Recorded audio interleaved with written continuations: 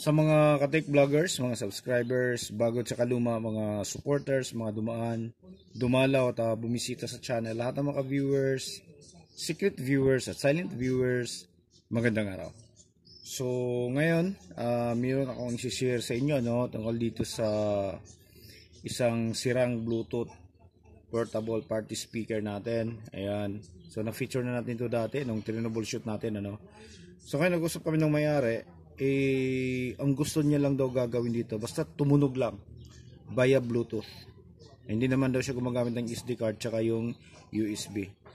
At naisip natin kung ano yung magandang gamitin. So dito, ito yung napili natin, yung 502L. Maliit lang. Ang 50 watts per channel. Okay, so 5 to 24 volts yung kanyang supply voltage range. At ulitin ko 5 to 24. So nakasanayan na kasi natin na kapag 5 volts ay napapagana natin sa 3.7. So ito hindi. Okay, kahit na gaano kataas yung amperahe ng 3.7 mo, hindi siya tumatakbo sa 3.7 volts. Kahit na mataas yung amperahe ng battery na gagamitin mo. Tumatakbo lang talaga siya sa 5 volts. So ito ang gagamitin natin dito para mag-fit siya dito sa kanyang. Hindi naman natin kailangan yung 50 watts dahil kung i-50 watts natin, kailangan natin umabot sa 24 volts na supply, which is mahihirapan tayo.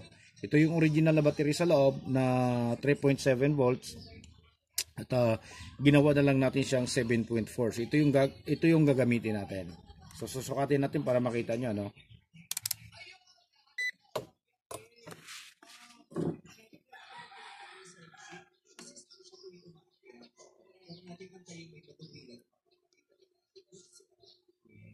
Okay, 7.5. Yan.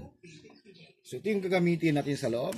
At ngayon ipaparinig ko sa inyo kung paano to tumunog gamit yung 7.4 volts. Kasi kung 5 volts lang yung gagamitin natin,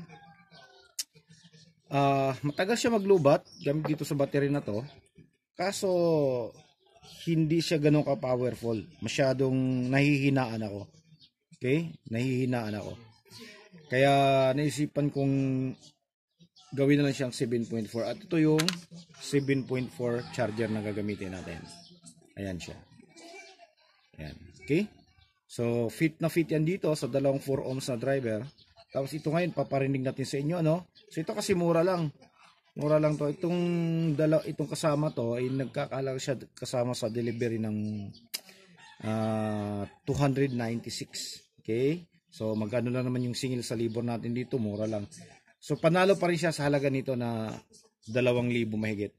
Itong ganito. So magagastos niya lang. So mura lang, wala pa siya 1,000. So ito i-share natin sa inyo Paparinig natin kung paano siya tutunog.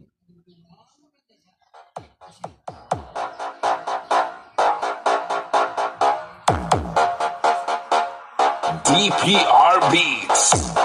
Okay? Narinig nyo naman, di ba? Napakaano niya, malakas siya. So, mas malakas pa yan kapag nakasarado na yung kaha niya. Dahil ito, gagana pa tong mga passive driver niya. Ayan Ayan. So, kapag nakasarado, ngayon nakabukas pa to. Ayan siya Nakabukas pa. Kapag nakapasarado pa to, mas lalong magiging buo yung kanyang tunog. Ulitin natin.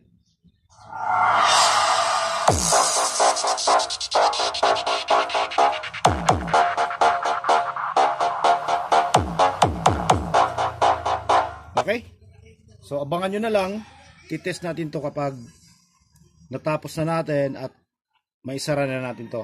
Isi-share ko sa inyo kung paano siya tumunog na nakasarado na. So hanggang dito na lang siguro tayo. So maraming salamat. God bless at bye bye.